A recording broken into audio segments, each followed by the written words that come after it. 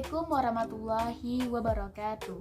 Perkenalkan, nama saya Melisa dengan NIM 2522056, kelas 2B Pendidikan Teknik Informatika dan Komputer, Fakultas Tarbiyah dan Ilmu Keguruan. Baiklah, di sini saya akan menjelaskan video yang mana sebagai ujian akhir semester pada mata kuliah Sistem Basis Data. Di sini saya akan menjelaskan video mengenai bab 5 dan bab 6. Bab 5 yang berjudul Perancangan Basis Data dan bab 6 yang berjudul Normalisasi. Baiklah, di sini saya akan menjelaskan yang pertama mengenai bab 5 yang berjudul Perancangan Basis Data. Sebelum lebih jelas, saya menjelaskan apa yang ada dalam penjelasan perancangan basis data itu. Nah, terlebih dahulu saya akan menjelaskan pengertian dari perancangan basis data.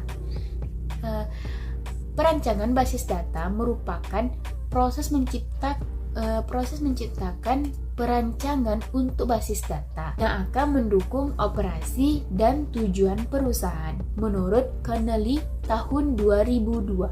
Selanjutnya mengenai tentang tujuan perancangan basis data. Memiliki beberapa tujuan. Yang pertama, memenuhi informasi yang berisikan kebutuhan-kebutuhan pengguna secara khusus dan aplikasi-aplikasinya. Yang kedua, yaitu memudahkan pengertian struktur informasi. Dan yang ketiga, mendukung kebutuhan pemrosesan dan objek penampilan seperti ada respon time yang mana itu waktu akses, adapun processing time yaitu waktu proses, dan yang terakhir storage space yaitu tempat penyimpanan. Baiklah, selanjutnya yang ingin saya akan jelaskan yaitu pertama selanjutnya mengenai masalah penyimpanan data. Skema rasional menghadapi beberapa masalah yang tidak diinginkan. Adapun itu yang pertama ada redundansi, yang kedua adalah anomali pembaruan, yang ketiga anomali penyisipan, dan yang keempat anomali penghapusan. Redundansi, adapun dari tujuan dari sistem basis data ini ialah untuk mengurangi redundansi, yang berarti bahwa data itu hanya disimpan dalam satu kali. Karena jikalau menyimpan data secara berulang-ulang, menyimpan data dan informasi yang dilakukan secara berulang-ulang dapat menimbulkan yang namanya pemborosan dalam penyimpanan data dan peningkatan akan ukuran total yang akan disimpan dalam data tersebut.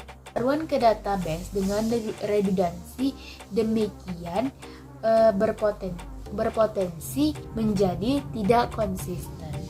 Pada gambar di samping yang dapat dilihat bahwa nama mahasiswa itu disimpan secara berkali-kali, disebut sebagai redundansi data dalam basis data. Selanjutnya nih, yang kedua, tadi kan yang pertama ada redundansi, yang kedua yaitu anomali pembaruan. Anomali pembaruan ini ialah beberapa salinan fakta yang sama dapat menyebabkan anomali pembaruan atau inconsistent. Saat pembaruan atau anomali pembaruan ini dilakukan, hanya beberapa salinan ganda yang dapat diperbaharui. Jadi dalam sebuah gambar yang mana ananda itu harus dibuat secara konsisten dalam semua record, tulisan ananda ini jika 1 atau 3 record yang tidak berubah, maka akan ada ketidakkonsisten dalam data. Ketiga, ada anomali penyisipan. Jika tabel ini adalah salah satu relasi dalam basis data yang menunjukkan yang mana nih hubungan antara mahasiswa dengan mata kuliah, bahwa seorang dosen yang mengajar dalam kuliah yang diberikan dapat dimasukkan dalam sistem basis data ini kecuali seorang mahasiswa ini sudah terdaftar dalam mata kuliah.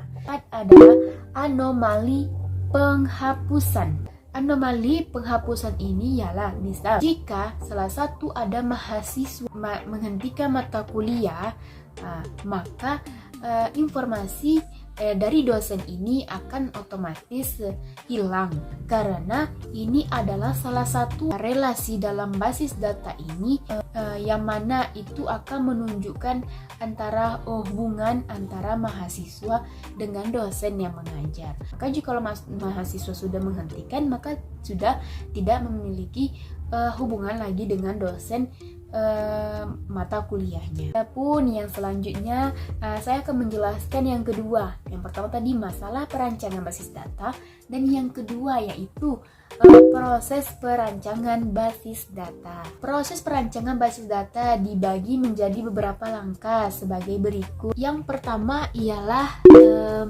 analisis kebutuhan.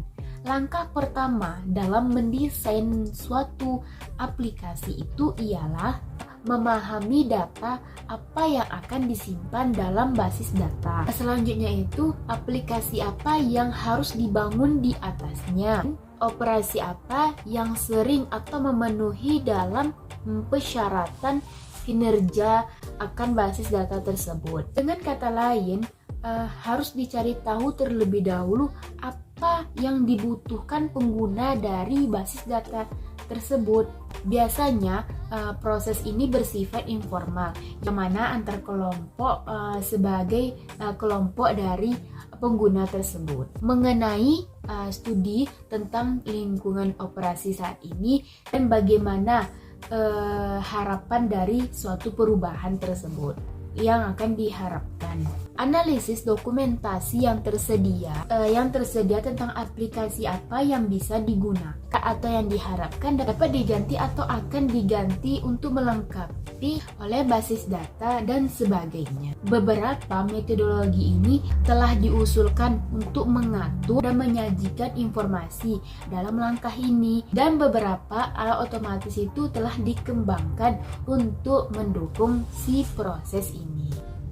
Selanjutnya, yang kedua ialah perancangan basis data konseptual. Informasi yang digunakan dalam langkah analisis persyaratan tersebut digunakan untuk mengembangkan deskripsi tingkat tinggi dari data mana akan disimpan dalam basis data.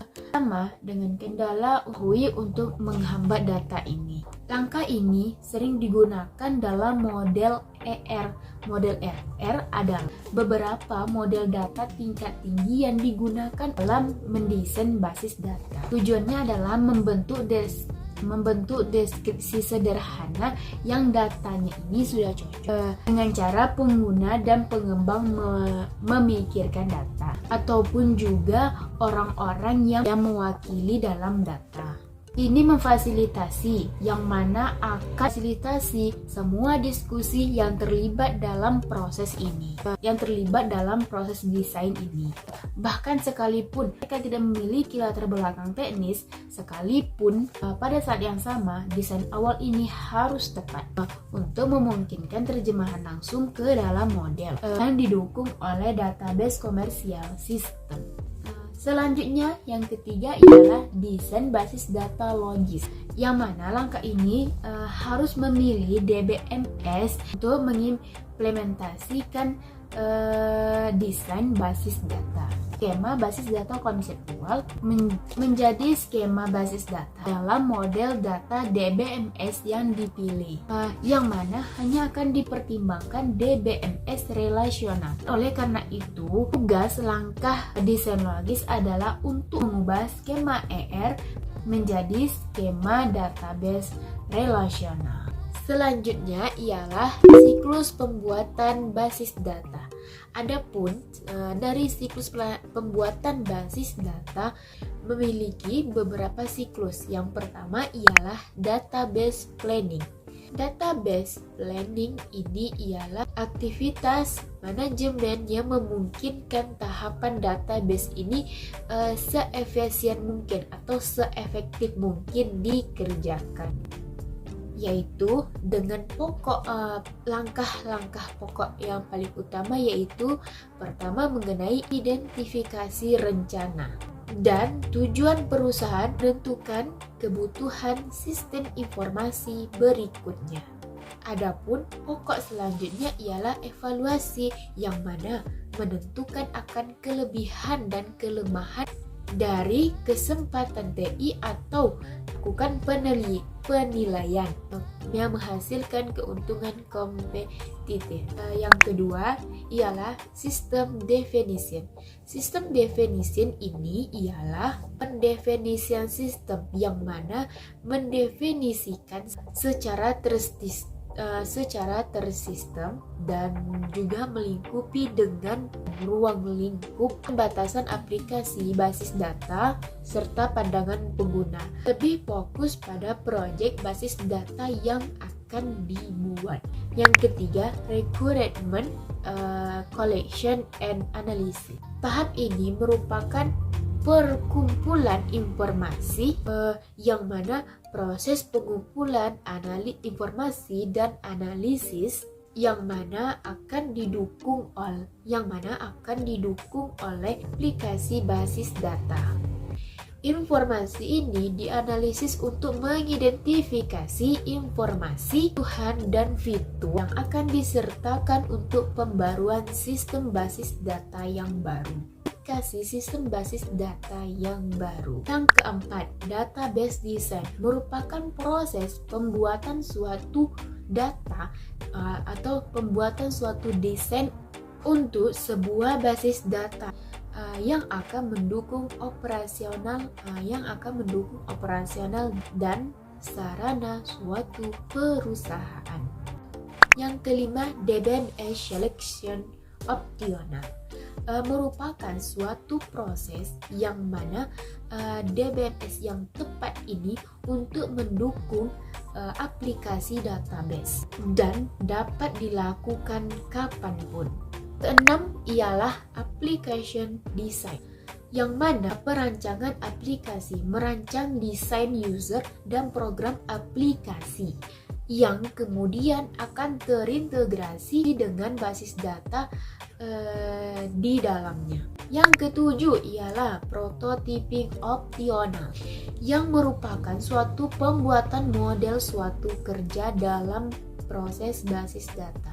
Nah, dia membuat model dalam aplikasi basis data. Contoh model yang tidak mempunyai semua fitur-fitur yang diperlukan dari sistem terakhir. Yang ke-8 ialah implementation. Digunakan dengan menggunakan data definition limit atau DDL dari DBMS yang terpilih.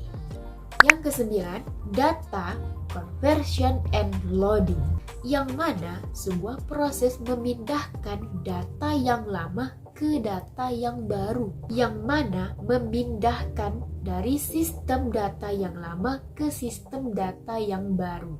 Ini menggunakan waktu yang cukup lama atau menggunakan waktu yang lama. Jika bisa diterapkan pengembangan data yang lama untuk digunakan ke sistem yang baru. 10 ialah testing. Testing ini merupakan suatu proses eksekusi yang dengan tujuan untuk menentukan kesalahan dengan menggunakan strategi data yang direncanakan dari data yang sesungguhnya. Adapun yang terakhir ialah operational maintenance, merupakan suatu proses pemeliharaan dan pengawasan dan perubahan aplikasi database jika dibutuhkan. Penggabungan akan kebutuhan baru dalam aplikasi database.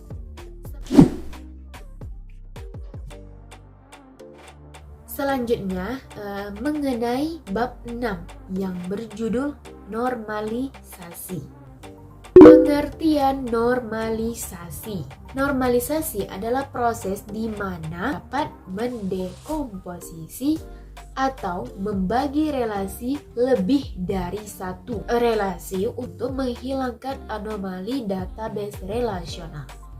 Ini adalah tahap langkah demi langkah dan setiap langkah itu dikenal sebagai bentuk normal. Adapun yang selanjutnya yaitu istilah-istilah dalam normalisasi. Istilah penting dalam normalisasi ialah yang pertama ialah field atau atribut kunci. Tiap file selalu terdapat akan kunci file, akan kunci dari file berupa satu kunci atau satu kunci dapat mewakili suatu record. Yang kedua ada namanya candidate key, kumpulan atribut minimal yang secara unik mengidentifikasi sebuah baris yang berfungsi sebagai calon primary key. Yang ketiga, composite key, kunci kandidat yang berisi lebih dari satu atribut. Yang keempat, primary key, candidate key yang terpilih untuk mengidentifikasi baris secara unik. Yang kelima, alternate key, kandidat key yang tidak terpilih sebagai primary key. Yang keenam atau yang terakhir yaitu foreign key, kunci di tabel lain yang saling terhubung dengan primary key dalam sebuah tabel. Selanjutnya ialah manfaat normalisasi. Yang pertama ialah menghasilkan tabel yang lebih kecil dengan baris yang lebih kecil. Pencarian, pengurutan, dan mencari indeks itu lebih cepat karena tabel dibuat sempit, karena tabel lebih sempit dan lebih banyak baris, cocok pada halaman data, dan lebih banyak baris, maka cocok akan dalam pada halaman data.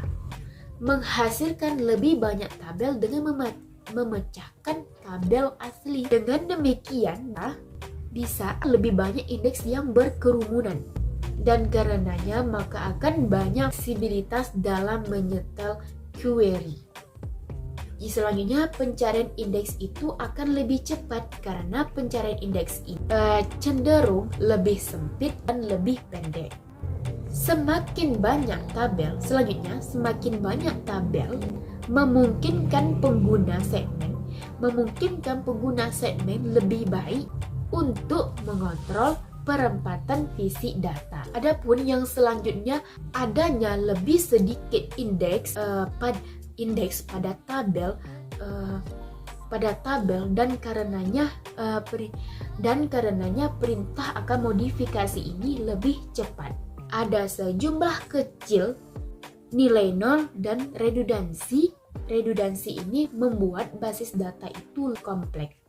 Selanjutnya, anomali modifikasi data berkurang, secara konseptual lebih bersih dan lebih mudah untuk dipertahankan dan dapat diubah sesuai dengan kebutuhan si penggunanya, seiring perubahan kebutuhan dari si penggunanya. Selanjutnya ialah ketergantungan dalam normalisasi. Ketergantungan merupakan konsep dasar yang mendasari normalisasi, atau dalam basis data itu sering disebut sebagai fungsional dependensi, yang digunakan untuk menggambarkan hubungan batasan keterkaitan antara atribut-atribut dalam relasi. Atau lebih jelasnya itu, nilai atribut ini tergantung kepada nilai atribut lainnya. Dependensi akan mencari sebagai acuan untuk pengkondensian data ke dalam bentuk yang lebih efisien atau yang lebih efektif. Sebagai contoh dapat kita contohkan sebagai nama atau NIM dari mahasiswa. Yang pertama ialah full dependency atau ketergantungan penuh menunjuk atribut A dan B untuk suatu A dan B dalam relasi, di mana B ini memiliki ketergantungan fungsional secara penuh kepada si A, tapi B tidak memiliki ketergantungan pada si ZA. Dapat teman-teman lihat dalam gambarnya dan tampilan gambar yang sudah saya tampilkan, dan dengan setiap nilai kode barang ini memiliki kode barang yang sama, maka nilai barang juga sama. Kode barang yang sama, maka nilai barang pun juga sama. Begitu juga dengan nilai kode barang. Begitu juga dengan nilai kode barang yang terdapat nomor faktor yang sama, maka nilai koentitasnya itu pun juga sama. Yang kedua adalah partial dependent, ketergantungan yang hanya sebagian. Memiliki dua atribut dari A untuk B, namun untuk menentukan si B tidak memerlukan dua atribut. Contoh dapat teman-teman lihat dalam tampilan yang sudah saya berikan. Nama barang kode pelanggan itu hanya tergantung pada field kode barang, bukan tergantung pada nomor faktur. Yang ketiga ialah transitive dependence atau ketergantungan transitif. Terjadi pada tabel relasi, terjadi pada tabel hasil relasi atau kondisi di mana terdapat tiga atribut, yaitu A, B, dan C. Kondisinya di mana A tergantung pada B dan B tergantung pada C. C ini bisa dikatakan sebagai transitif dependensi terhadap si A dan si B. Dapat teman-teman lihat dalam tampilan gambar. Adapun yang selanjutnya yaitu tahapan akan normalisasi ini. Tahap normalisasi. Tahap normalisasi yang pertama ialah menghilangkan kelompok data yang berulang. Yang kedua, menghilangkan ketergantungan parsial. Yang ketiga, menghilangkan ketergantungan transitif. Yang keempat, menghilangkan anomali dan ketergantungan fungsional. Yang kelima, menghilangkan ketergantungan multi value, dan yang keenam, menghilangkan sisa anomali. Adapun dapat saya jelaskan dari tahap-tahap normalisasi. Yang pertama yaitu tahap normal. Pada tahap ini diambil seluruh data yang akan digunakan dalam atau yang akan diperlukan dalam database itu sendiri. Dapat teman-teman lihat pada tabel normal seperti yang ditampilkan pada gambar seperti ini. Yang kedua, tahap normal 1. Yang kedua yaitu tahap normal 1 atau 1NF. Pada tahap ini data dibagi menjadi beberapa bagian berdasarkan jenis data tersebut. Dapat teman-teman lihat pada tabel normal 1 atau 1NF yang sudah saya tampilkan. Yang ketiga ada 6 yang ketiga ialah normal 2 atau 2NF. Pada tahap ini dibagi menjadi beberapa jenis dan diberikan primary key pada masing-masing tabel. Dapat juga teman-teman bisa melihat pada tampilan gambar yang sudah saya tampilkan pada tabel 2NF ini. Dan yang terakhir yaitu normal 3 atau 3NF. Pada tahap ini dibagi lebih terperinci untuk menghindari terjadinya redundansi. Ini tampilan gambar pada tahap normal 3 atau 3NF. Dapat teman-teman lihat seperti gambar atau yang sudah saya tampilkan.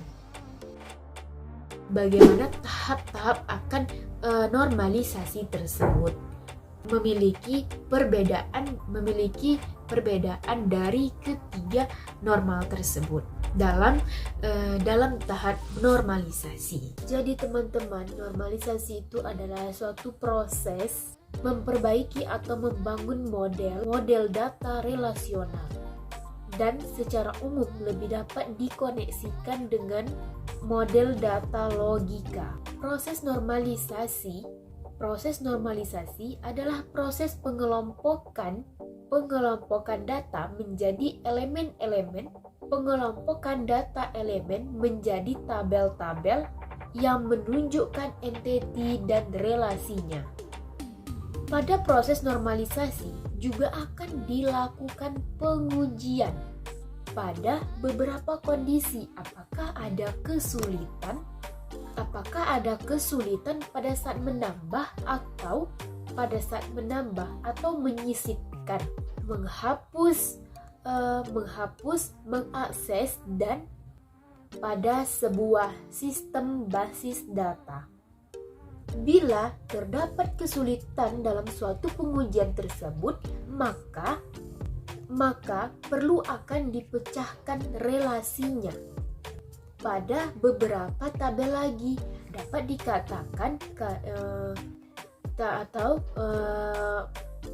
pada beberapa tabel lain lagi. Atau dengan kata lain, perancangan basis data itu belum optimal.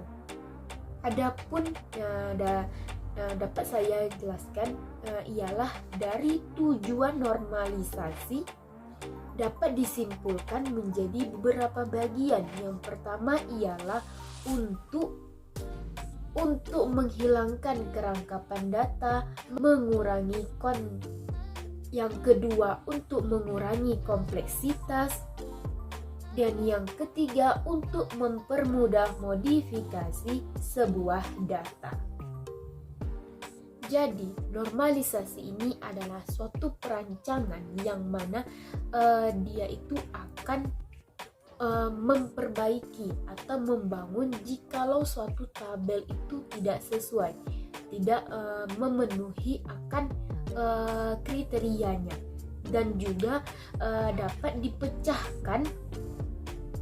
dipecahkan dengan beberapa relasi atau melakukan beberapa relasi seperti pada penjelasan sebelumnya mengenai tahap-tahap akan langkah-langkah demi langkah dalam menggunakan normalisasi ini.